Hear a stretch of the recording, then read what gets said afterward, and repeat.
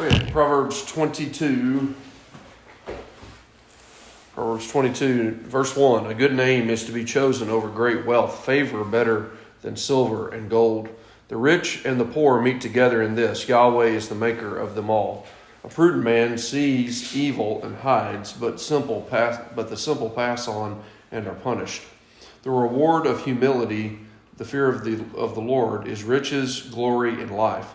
Thorns and snares are in the way of the crooked, and he who keeps his soul will be far from them. Train up a child in the way he should go, and when he is old, he will not depart from it.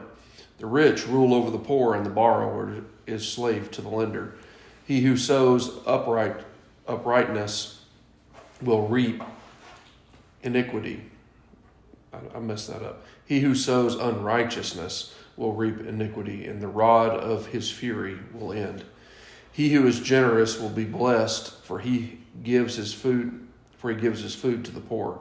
Drive out the scoffer, and strife will go, even contention and disgrace will cease. He who loves purity of heart and grace on his lips, the king is his friend. The eyes of the Lord guard knowledge, but he subverts the words of the treacherous one. The sluggard says, "There's a lion outside. I'll be killed in the streets." The mouth of strange women are a deep pit. He who is cursed of Yahweh will fall into it. Folly is bound up within the heart of a child, but the rod of discipline will remove it far from him.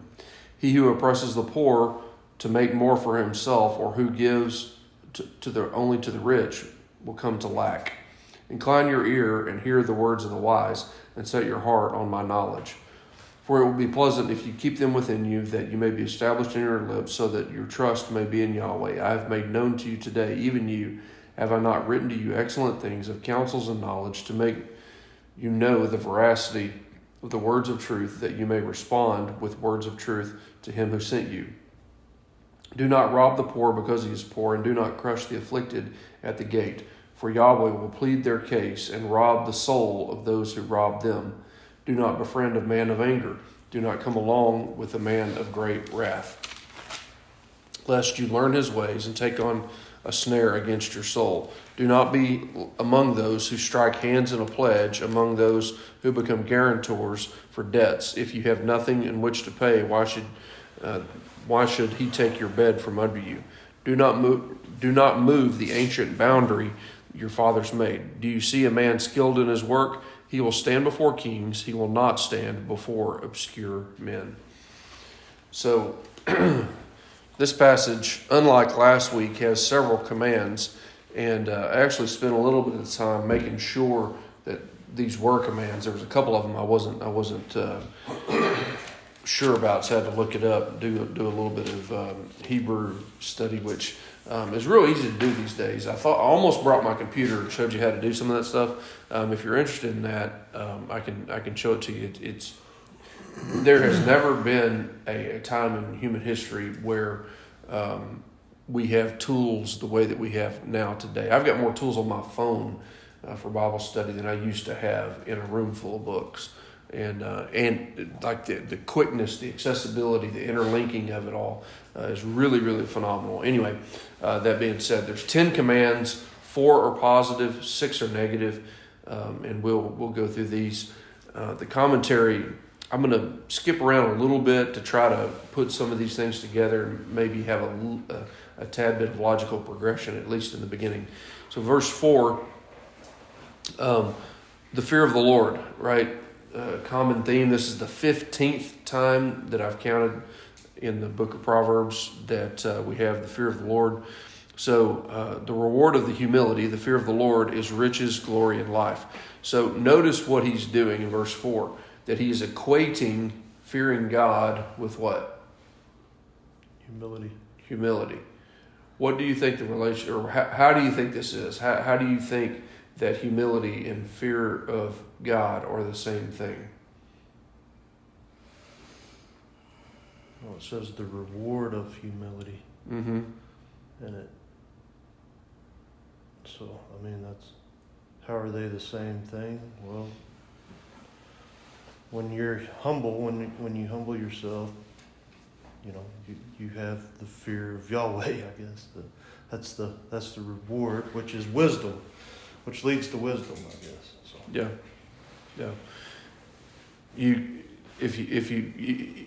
The verse could read like this: the reward of humility is riches, glory, and life, or it could read like this: the fear of the Lord is riches, glory, and life.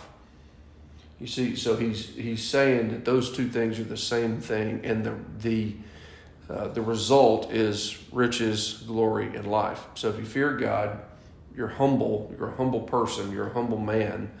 I think it has to do with when you understand your place before God, that everything that we have, everything that we are, is a grace gift, right? So what happens with arrogant people is that they take credit for the things that God has done. So if somebody has opportunity, or they have riches, or they have, if they're smart or whatever, and they're arrogant about that, what's happening? They're not fearing God. They're not humble. They're not giving glory to God. They're not directing the attention towards Him. I think those are the same thing. So the fear of the Lord is equated with humility here. And so what's one of the tests to whether or not you actually fear God? Well, whether or not you're humble. We've talked about this before, and so I won't spend a lot of time talking about it now. But what's the saying? You want to humble yourself. You don't want God to humble you. Humble yourself in the sight of the Lord, and He will lift you up. You want to humble yourself. Be humble. That doesn't mean somebody who's self-flagellating, where you just, oh, I'm terrible or something like that. But being somebody who understands and is grateful for what God has done and giving Him the credit for it. Excuse me.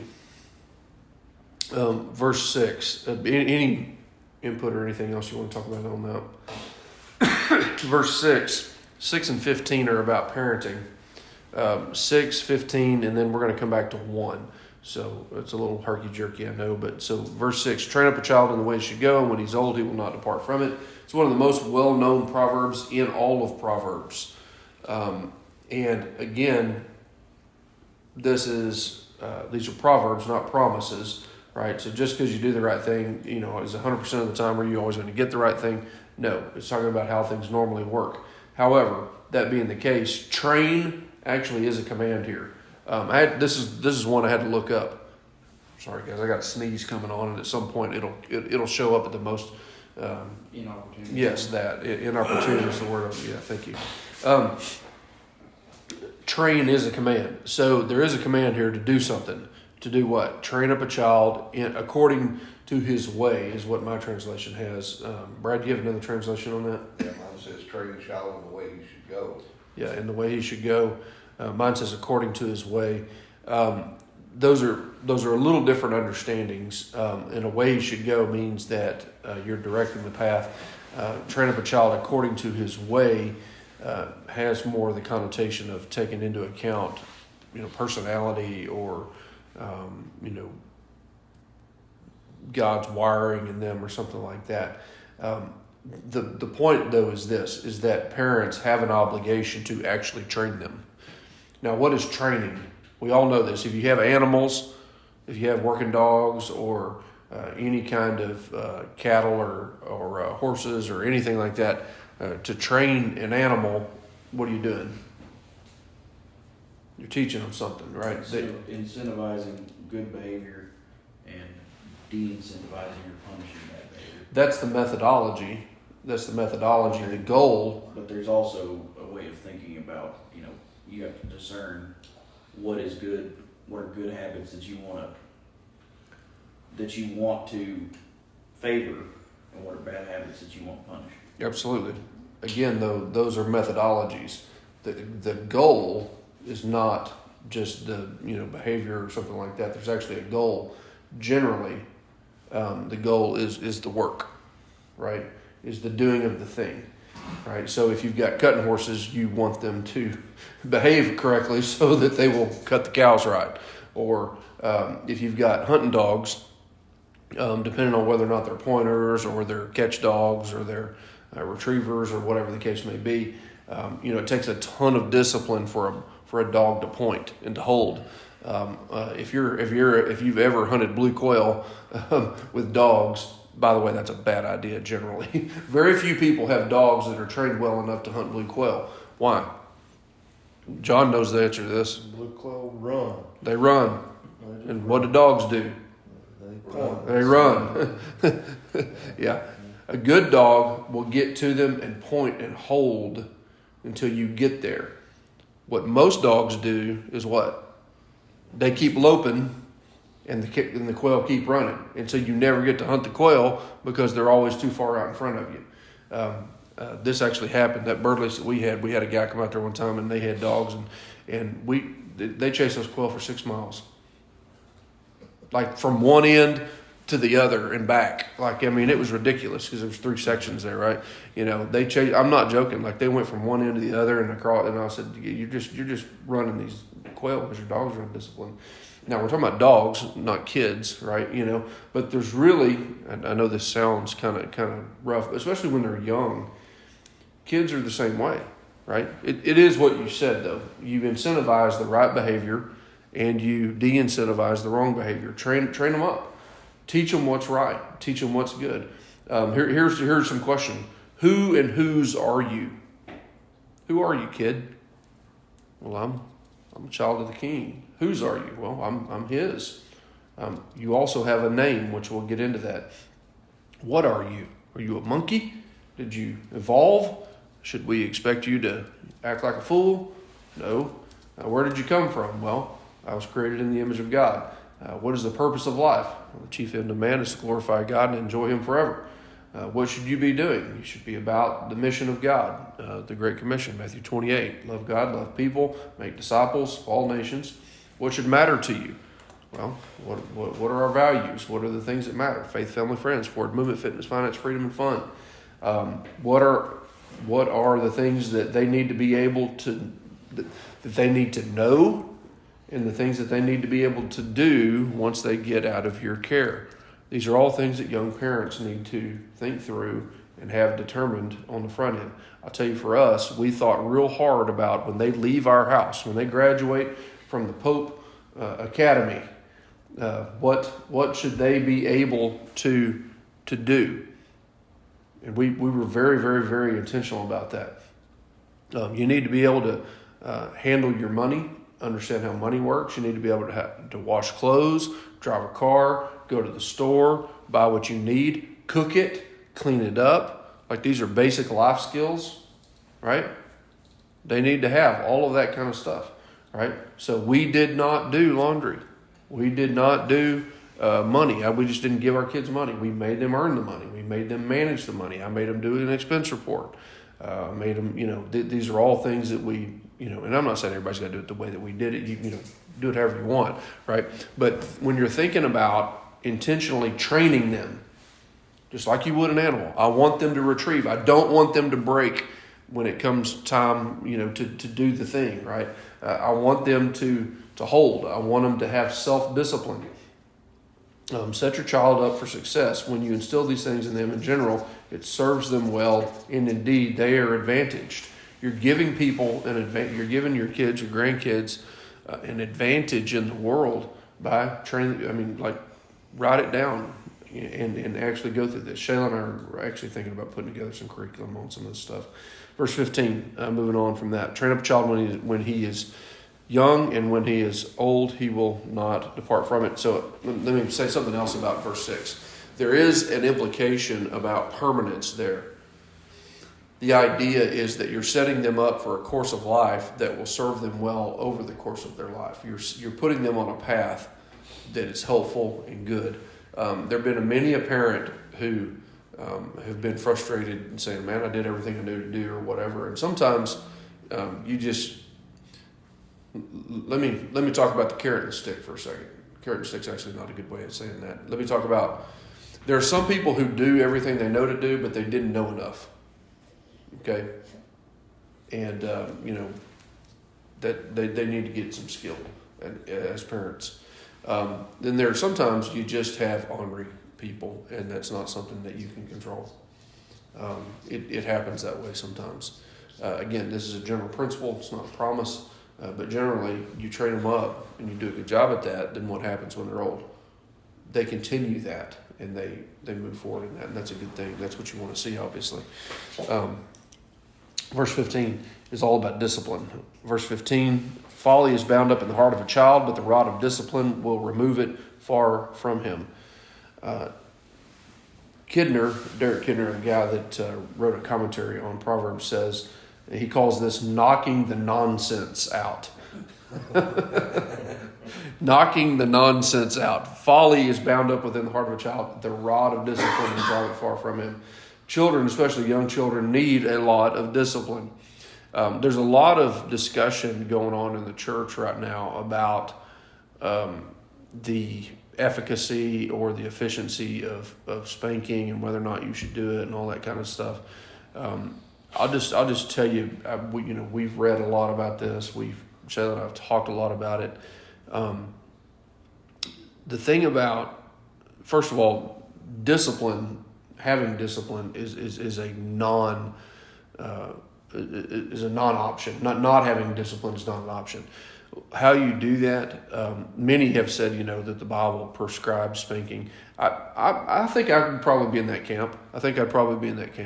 There are certainly more educated people that disagree with me on this. And this is one of the verses I would use to say that. I think there is a time and a place for spanking. I'm not saying beat your kids. I'm not saying, abuse your kids or anything like that. But there is a time and a place for swift discipline, right? Especially when you have high-handed sin. What's high-handed sin? We're going to get into this a little bit later, but Rebellion. yeah, when you tell a kid don't do that, and they look right at you and do it anyway. You know what solves that problem quicker than anything? About 3 swats on the back of the legs, right? On bare skin, right? Now, you're not trying to, disable somebody or something like that. That's not what we're talking about, right? It is, and something that, who was Glenn Harwood, Big Bear, said this, and I picked it up. Slow obedience is no obedience. I don't mean tomorrow. We had this situation this last week where a parent told a kid to do something, and the kid started explaining. And my retort was, she didn't ask for an explanation. She told you to do something. Well, I was just, and my kids knew that. Like, you start explaining, like, we're going to shut that mouth real fast, right? If you want your jaws boxed, start telling us why you're doing what you're doing. I'm not asking you why you're doing it or how you're doing it. I'm telling you to stop doing it, right? And of course, there are things we tell them to do and things we tell them not to do and things like that. And as they get older, you help them understand the reasoning behind it and the motive behind it and all that kind of stuff. But I always said this. I said, if my kid is running full out and I say stop, I want them to peel up the pavement. Like now. Like not in 3 seconds. And I'm not counting to 3. We're not counting to 10. We're not threatening and all that kind of stuff. Like swift justice. Here's what it does for them. It helps them to understand the way that God set the world up.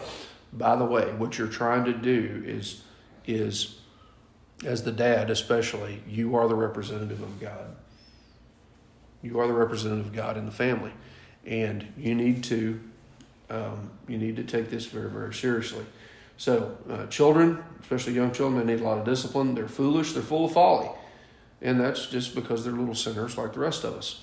The goal of discipline is self-discipline. You want to teach them to love, ultimately, to love what is good and right and true and beautiful and hate the opposite, to hate sin and understand that when they sin, it brings pain. Sin brings death. That's one of the big motivators behind discipline. Discipline your kids on purpose, with purpose, for the glory of God. There's a whole lot more we could say about this, but the idea and what's going on today is we have child-centric parenting. And this came from the world. It did not come from God. Okay, let me tell you something. Well, what do you want to eat? Well, what do you like? This making different dishes for kids, because let me tell you something. Every kid on the planet wants to eat nothing but chicken nuggets and macaroni and cheese, okay? all right, stop it. For God's sake, please stop that. Like, this is not good. They've got two options, take it or leave it. And they won't starve, okay? They'll be fine, right? This making multiple meals, this catering to immaturity. That's what it is. It's catering to immaturity, and it's breeding selfishness, right? Little children don't need that many options, right? They just don't.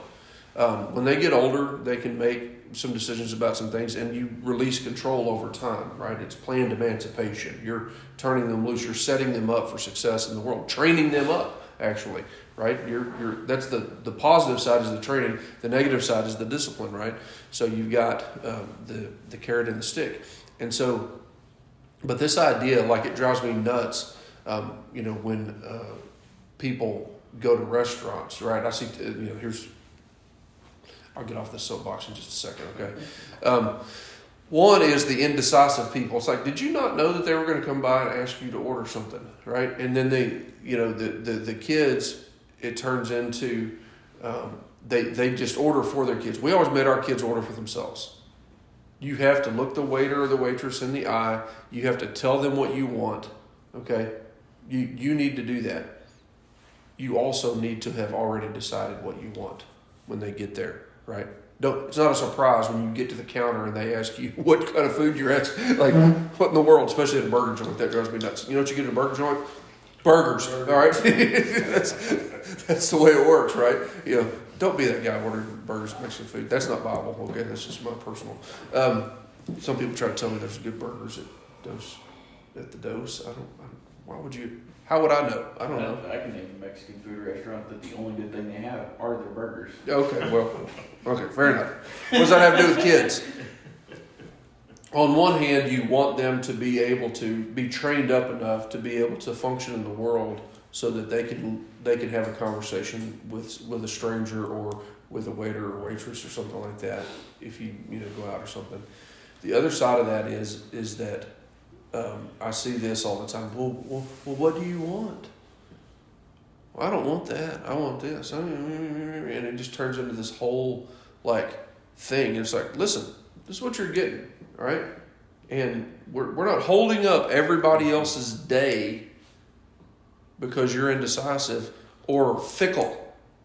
That is selfishness. It's not okay. It's not okay with adults. This is good grief. We have adults that are this way. Children should not be permitted to be like this, right? It's not okay. You limit their options so that you can have quick decision making, and it's about discipline, help them loving the truth, love what's good, love what's right. And the discipline part is teaching them that pain happens when you don't love what's good. When you lie, there's pain. It causes pain. When you don't do what you're told, there's pain. When you fail, when you cross the boundary. You remember the three pictures of sin? There's trespass. What's trespass? God says, don't do this, don't go here, and you trespass. You cross the line, right? You go across the boundary. There's missing the mark. That's that God has a bullseye, and we're way off in left field somewhere. And then there's falling short. He has a standard that we just can't possibly reach to. And so what discipline does is it helps us understand what the standards are and imposes penalties when we actively, high-handed, stiff-necked, rebellion, that kind of thing, go overboard. So that's what discipline is. Folly is bound up within the heart of a child. The rod of discipline will drive it far from him. Verse 1. I'm sorry, I skipped my page of my notes here. Verse 1, let's go back to this one. A good name is to be chosen over great wealth. Favor is better than silver or gold. And so this is one of those verses that gives me a lot of hope. And it's this idea that it says choose, a good name is to be chosen over great wealth. Choose to have a good name. This is one of those things where you can choose to make whatever your name is mean something. That you and your family are a people of principle. Teach your children the value of a reputation. I will tell you that this still happens. here recently. I'm going to be careful what I say about this, but we probably all check up on people. You ever done that? You ever met somebody or had, meet somebody for the first time, or maybe you're considering a business deal, or maybe you're considering going to work for somebody, or you're considering, figuratively getting in bed with somebody. You know what I'm talking about with that, like a business deal. What do? You call around. Hey, what about this guy? What do you know about him? What do you know about them? Right? There's a reputation that people have. That's what this is talking about. A good name, what is it? It's valuable. A good name is greater than wealth, better than silver or gold. Trustworthy. Teach your children, teach your grandkids how hard a reputation is to build and how easy it is to lose. How hard is it to build a reputation? It takes a lot of time. How quickly can it be lost? In a moment, right? And so it's a very fragile, delicate thing. Your name can be a legacy and an inheritance. It's our job, man, to make it so. If you have a great name, then you're highly advantaged. Use it wisely. Don't disappoint your parents. And teach your kids to do the right thing. So that's why I kind of put those together. Verse 7. There's a ton of verses in here that I would like to talk about, but we'll get to this one. Verse 7, the rich rules over the poor, and the borrower is the slave of the lender. Money provides leverage in relationships and in life. Dave Ramsey's made a career out of this verse, right? This is the verse that he talks about. You're laughing over there, Steve, right? How you doing? Better than I deserve. You can always tell a Dave Ramsey listener, because that's when you ask them how they're doing, that's what they always say. Which is it's a great saying. The borrower is the slave to the lender. Many people, I think Ramsey overstates the case, just for the record. I think he overstates the case a little bit to make the point. But it is a good point. The point is this. You need to be suspicious of debt and those willing to give it. You need to be suspicious of debt. I'll see if I can find, there's this funny little exchange about this guy that's represents banks, and a guy's asking questions about why they do what they do and why they lend money, and it's kind of this who's on first situation, kind of thing. It's pretty funny. I'll see if I can. About the Australian guy. Yeah. Well, why do you lend money to these people? Well, because they have products they need to buy. Well, who's telling them that they need to buy these products? Well, the people that are depositors in our bank. It's kind of this kind of deal. It's kind of funny. But the idea that debt is something that can be used in certain scenarios that makes sense. I think most of us are probably on board with the idea of buying an asset that appreciates over time in general, and that's fairly predictable, like a house or something like that. Depreciable assets. What's a depreciable asset? Something that loses value over time. Yeah. It's generally a bad idea to use debt to buy depreciating assets. Now, unless that depreciating asset is a tool by which you make more money over time, right? And there is a way of justifying that might make some sense on a car purchase or something like that. But generally, you need to think about these things. And I know people that all they think about is the monthly payment, right? And what will happen if all you're thinking about is the monthly payment? What's going to happen? You'll drown yourself. You'll be in debt. Yeah, you're going to be in debt up to your eyeballs, to the point that you're going to be upside down in a car, and it doesn't make good financial sense. You're never going to get ahead, so to speak. You're never going to be able to be above water, right? And so ideally, the ultimate position is to be the one doing the lending. All right. Now, God has some things to say about charging usury and that kind of stuff, and excessive interest and these kinds of things. But the borrower is the slave of the lender. There are some pretty scary, if you actually read a mortgage agreement, which I know, if you've ever had to go to a closing, I've got my signature down. I actually changed my signature buying a house. Right, basically, I just got my little scribble, because my hand got tired. You're signing your life away. The amount of things that you allow them to get involved in your life, it's unreal, And so we could talk a lot more about that. Let's get to some of these commands. We've already looked at one. Let's look at verse 10. Verse 10 is another one that I had to look up to make sure that it was actually a command. I didn't know if it was a command or if it was just describing the state of affairs, but it's actually both.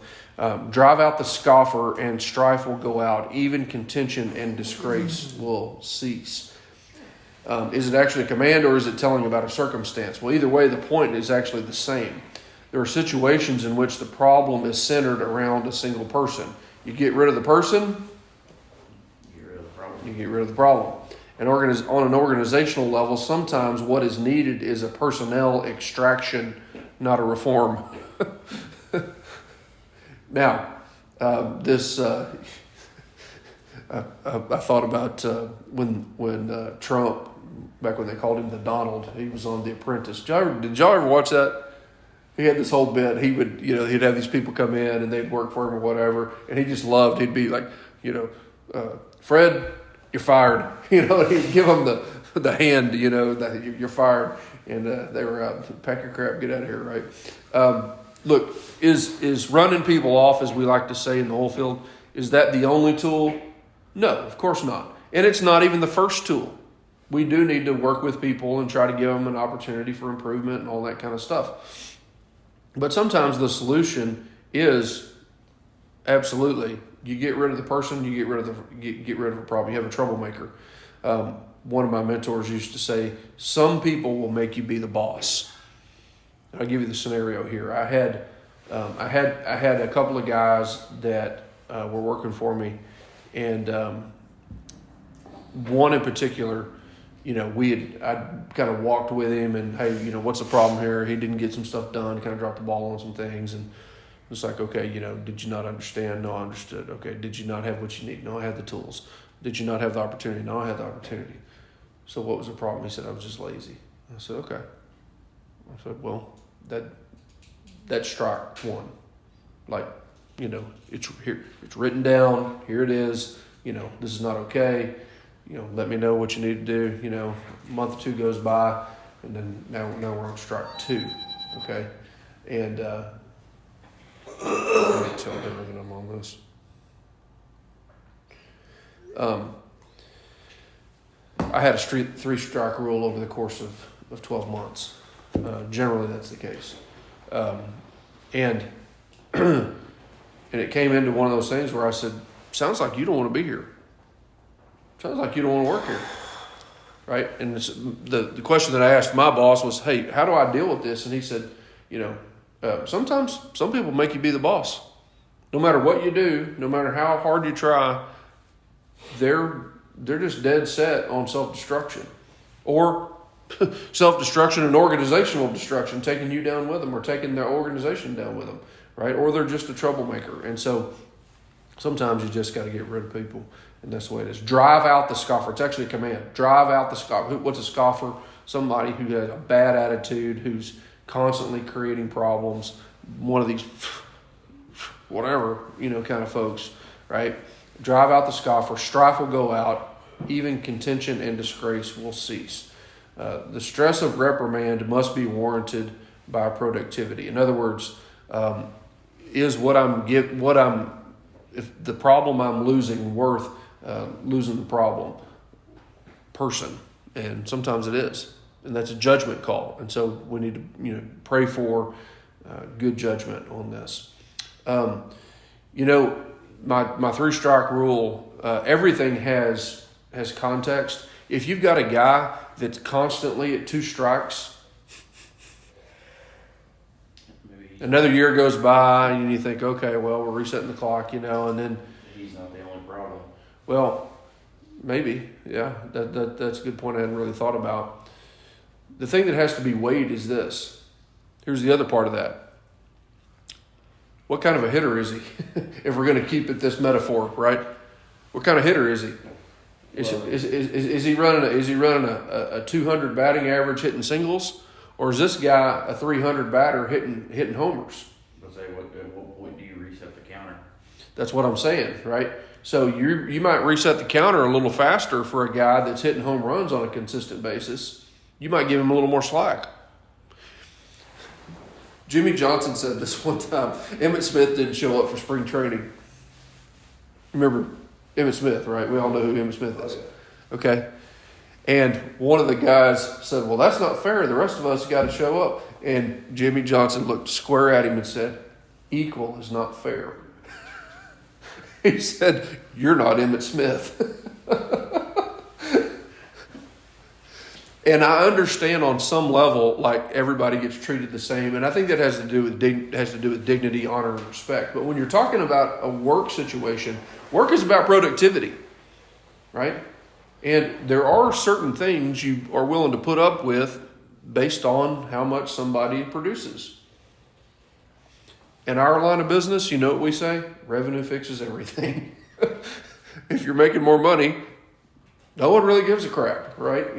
But when no one's making any money, everybody's on edge, right? And it just turns into that kind of a situation. So I'm not saying that you compromise your standards. What I'm saying is that you have wisdom about how you deal with people. And people who produce more get more leeway. That's the way it is. A scoffer, what's a scoffer? Somebody who has a bad attitude. Sometimes you just got to get rid of the bad apple. Is it that everybody else on the team is going to make the bad apple good? No. What happens if you put a bad apple in a bucket? Ruins the whole bushel. Yeah, that's the way it works. That's generally the way it works. Cancer spreads. And so a lot of times they got to go. They got to go. And that's just the way it is. Verse 17, another command, incline your ear and hear the words of the wise and set your heart to my knowledge. Incline your ear, set your heart, hear the words. So make an effort to get wisdom from those who have it. Do it intentionally and on purpose. Alert concentration is necessary. Alert concentration. So paying attention, listening hard, actually hearing what's being said, and setting your heart to knowledge. The idea of setting your heart, it's the idea of focus. It's the idea of pointed attention. So it's a command, something that needs to be done. So you one of the things that I think our society is losing is this commitment to learning and forward movement. And it's one of the things that as wise men, you never want to get set in your ways to the extent that you quit learning. Okay? Even if you retire, even if, things, you always want to be a learner. You want to be a learner, you want to be moving forward. So, verse 22. Verse 22 is a command, and then it has two other verses, 9 and 16, that are very closely related. Verse 22 says, don't rob the poor because he's poor, and do not crush the afflicted at the gate. I've got a typo that I need to fix, sorry. For the Lord will plead their case and rob the soul of those who rob them. So verse 22, what's the command? Do not exploit the poor. Don't exploit them. Don't take advantage of people because they're poor, because they don't have much money. There are people in businesses that do this exact thing, that know that they can screw people over because they're not going to get sued because the people don't have enough money to sue them. And the cops don't care, or whatever the case may be. And so this is a prohibition against that kind of behavior. And there's a warning associated with it. What's the warning in verse 22? If you do said action, God will kill you. If you kill this guy or you go after him, they will plead their case and God will rob the soul. You see that? Well, that's some hardcore stuff right there, man. You see that language? He's going to snuff out somebody's life. He's going to rob their soul from them. Well, that's hardcore, man. Who's going to rob the soul? God is. God is the one that's going to do that. It's this idea all throughout Scripture that God sees everything. He sees it all. And injustice will not go unpunished. It's one of the reasons there's a hell, right? It will be punished, and it will catch up with him. God will kill those who take advantage of disadvantaged people. They exercise power over the weak, and so will God. Only the difference is that they are the unsuspecting weak. He is the one who holds their soul in their hand. in his hand. Verse 9, he who is generous will be blessed. He who gives from his food to the poor. It's this idea that he has compassion. He has a soft heart for people that are truly in a bad way. Again, the Bible talks a lot specifically about widows and orphans, people who've lost their provider, or have a poor one or a bad one. Years ago, we were doing this Operation Christmas Child kind of thing. It wasn't exactly that, but it was something like that, where we were essentially getting new coats and shoes to kids at schools. And one of the things that somebody brought up was like, well, that's their parents' job. And I said, I agree.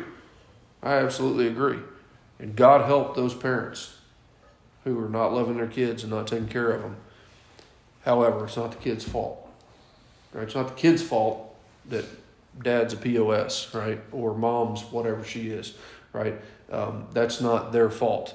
And so we're gonna do what we can to try to, you got kids that don't have a stinking coat and it's 30 degrees outside, we're gonna put a coat on them, right? I don't care why, I just care that, okay? You're plugging holes in boats. Obviously you want to, make boats that don't have holes, but that sometimes that's just mercy ministry, right?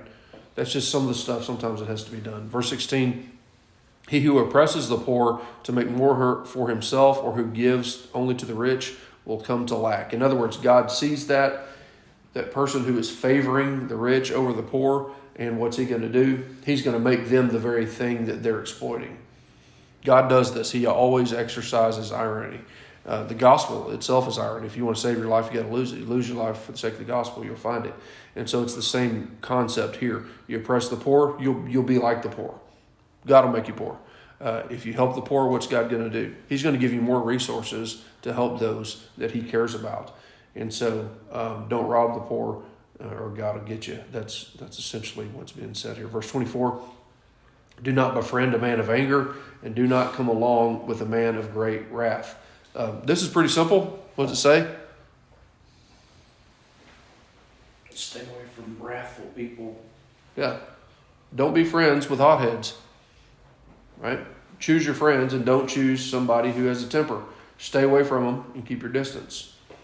Not everybody can be helped, right? Or needs to be helped. You know what they need? Distance. You don't need to be sucked down with them. It's kind of like that drowning victim. My father-in-law was here this weekend, and he was talking about that. They had they did swift water rescue. He was a fireman, paramedic, and all that kind of stuff. And what happens when you got somebody that's drowning? You jump in after them. What are they going to do? They're going to try to climb up you to the top of the water, which means that you going up or down? You're going down. That's the way it works. Angry people are like drowning people. They're the same, right? They affect everyone around them. It just says essentially don't befriend them. Don't be like them. Don't be around those folks. Put distance between them. Verse 26. Do not be among those who strike hands in a pledge, among those who become guarantors for debts. What's this about? This one I think requires a little more sophistication to understand. If you take it at face value, I think that it seems impractical. Is there a time and a place to guarantee a debt for somebody or to be a cosigner for somebody? Generally, what this is saying is don't, as a general practice, don't do it, right? Don't do that. Don't make reckless promises, because what's going to happen when you put up something, a security for somebody else, the whole point of having to have a security deposit is so that they have skin in the game, so that they won't mess up the deal, right? The answer is almost the next verse. Yeah. The next verse. If you have nothing with which to pay, why should your bed be taken from under you? Yeah, you're putting up your bed for somebody else. Yeah. That's dumb. That's just dumb, right? What this really is, I think, is a prohibition against naivete, against being naive. Be a man of wisdom. Don't just trust everybody. Don't strike hands in a pledge. Don't make reckless promises. It's a bad idea to overextend yourself, and don't be naive. Yeah, don't say you're going to give somebody something you don't already have. Yeah, or overextend yourself. right? That's another one. One side of this, I think, has to do with being overly trusting with people, being naive and just thinking that everybody's good, and they're not. And so you need to be careful about that. Verse 28, this one's pretty simple. Don't move the ancient boundary which your fathers made. Greed is probably the motivator and the focus of this verse. Why would you move an ancient boundary? Well, first of all, what's an ancient boundary? What's a boundary? What's he talking about? Just marks the property or whatever. Yeah, it's a property line. Okay, a physical property line, a fence, something like that. It would basically be like building your house, 2 feet over into the other property owner's spot. Knowingly, yeah, and having the survey juked to do it, right? That kind of thing. What are you shaking your head over there, John? You know people that do this? Yeah, I do. Yeah. Yeah. Don't move the ancient boundary, right? Don't move, survey stakes. That's how we do it today, right? We put stakes in the ground. Mm-hmm. We still do that? Yeah, or rods in the ground. Rods in the ground, yeah. Metal markers, Yeah, metal markers in the ground, right? Theoretically, you can go dig that thing up and kick it over a few feet, right? Or whatever, or just move it all together or take it out. I guess I don't know what all kinds of nonsense. I should have asked you about this one before we came in here today. Greed's probably the motivator. However, the emphasis is on the high-handedness of it. The idea that somebody would actually think and connive, hey, you know what? I'm going to do this thing, this evil thing. It's dishonesty and cheating. And so the positive would just simply be to be a man of integrity. To be a man of integrity and to do the right thing and, move on down the road. Yeah, the footnote down here in the ESV Study Bible says the landmark was the boundary stone, and to move it was to steal a man's real property as well as his ancestral heritage. Yeah. It's a sin against him, his family, and God. And those that came before him. Yeah. We'll close on verse 29. Verse 29 isn't a command, but I think there's something implied here. Do you see a man skilled in his work? He will stand before kings. He will not stand before obscure men. I think the implication is to be skilled. Do marriage, family, church, vocation. Do all of those things well. The idea that we can just focus on one thing to the detriment of the others is immaturity. Do them all. Be a Renaissance guy, so to speak. Many guys today want to pursue comfort and pleasure. We should be comfortable with being stretched and get pleasure from forward movement in all of these areas. When you hit the bed at night, you should be exhausted. You should be ready to go to sleep. It should be guys not being able to sleep because they've not worked hard enough is not okay. So there is a work ethic piece of this, but there's also this. He talks about being skilled, like being good at what you do. Whether it's your vocation or also I would include things like marriage, family, church, those things as well. Do all of them well. They all need to be done well. And what's the result? Stand before kings, not before obscure men. You know what part of what makes the king is his judgment, his ability to discern skillful people and people that are good at what they do. Those are called leaders, right? And so there's also, I think, an implication in there as well. Questions, comments? Father, help us to walk in faithfulness and wisdom. Help us to be diligent and skillful in all of life. Make us men of wisdom who are used by you. We invite your Spirit to lead us and to teach us. Bless us for your sake. In Jesus' name, amen. Amen.